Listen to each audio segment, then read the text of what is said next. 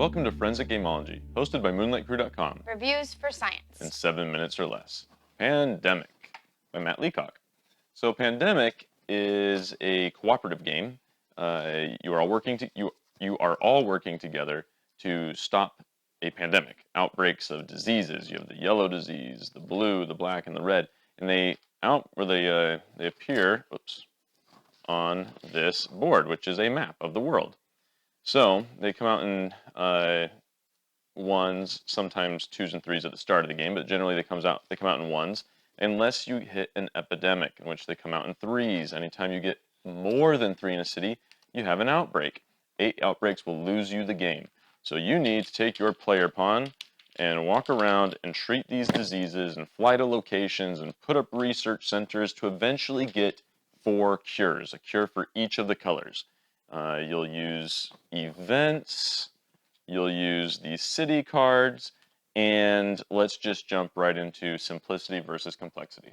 I think this game is a medium weight game. Any complexity that it might have is kind of helped by the fact that you're all working together, and so you can all talk about it together and work it out together. But you're trying to cure the 4 diseases. The actions are right here. There are 8 of them, but once you play a couple times, or even halfway through your first game, you're going to remember most of these actions. Although we tend to forget charter flight, which is discarding the city you're in to fly anywhere. But not anymore. No, we played with people that helped us out, so we don't forget it anymore. But I think it's a medium weight game. It's not too complex. I think it's a pretty easy game to learn. I would definitely teach this to someone new to board games, especially because if we're all working together, it makes it for an easier teaching process. Just be careful they don't take over in that teaching process, as this is a solvable co-op. Let's talk luck versus strategy. Oh, this game's got lots of both. I mean, the luck is, what comes off the bottom. Is it right next to something else, and could there be a double outbreak? So that's pretty terrible. So there's luck in that, but there's a lot of strategy and how you work together, how you use your roles, how you use these actions. Do you let something outbreak because you just need to cure, because that's how you win the game? I mean, outbreaks are a way to lose, but you win by curing, and so you just let it outbreak so that you can just cure this thing. Do you eradicate? Tom always loves eradicating. That's all I go for. So do you eradicate or do you not? And so there's a lot of strategy in how you play to make it easier or harder on yourself. But there's quite a bit of luck. This game is very strategic. Although, like I said earlier, once you get over 3 cubes per city, it outbreaks. Well, if you have 1 cube in a city because you drew the card, or because something outbreaked earlier, and then outbroke earlier, and then you draw that card from the bottom, and it adds 3, well, now you've got 4, and boom, you have another outbreak. And once you get a couple outbreaks, they can run away with you. So, or I guess run away from you. Like, they just get out of control.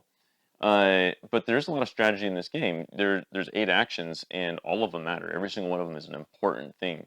And it really hurt us that we forgot to do a certain one of those for several games in a row. We were playing with some friends, and they showed us, they kept kind of saying, you should do this. And I was like, wow, I never think like that. You can make it there, and we're like, how? And they're like, oh, blah, blah, blah, blah. And we're like, oh. You can't ignore any of the actions.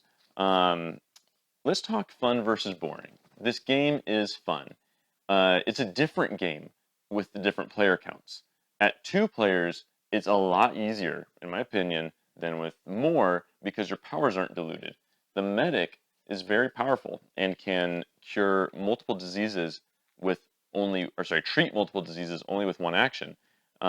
Imagine that happening every other turn. But if you're playing with 4 people, that only happens once every 4 turns, which is just much more diluted than if it was only 2 people. However, with more people, you actually get more of the powers. So, I mean, there's a trade-off there. I have enjoyed this game. There's one thing, though.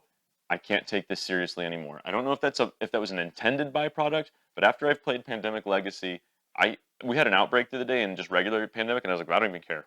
It doesn't even bother me. It's hard for me to take this game seriously now that I've played Pandemic Legacy.